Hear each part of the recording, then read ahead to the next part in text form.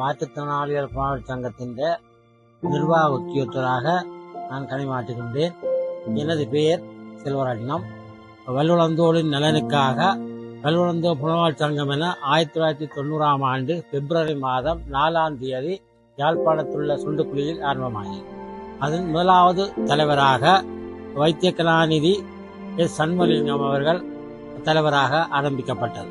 2000 ஆண்டு இந்த திண்ணவேலியில் உள்ள ஆடியவாதம் வீதியில் அமைந்துள்ள இந்த கட்டிடத்துக்கு நாங்கள் இந்த சங்கத்தினை கொண்டு வந்தோம்.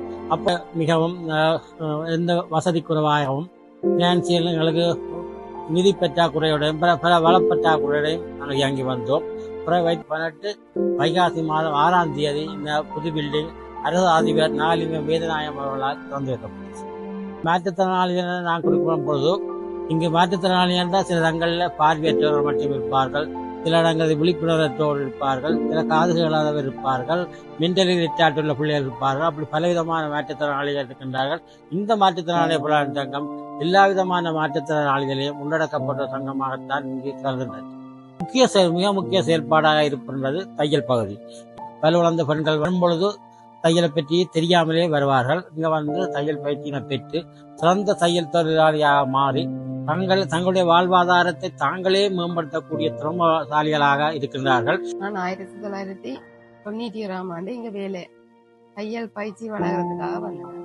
இந்த தொழில் வேலை இங்கேயே பழகி கொஞ்ச காலம் வேலை செய்தேன். திருப்பி இங்கே வேலை செய்து இப்ப டீச்சரா வேலை செய்யறேன்.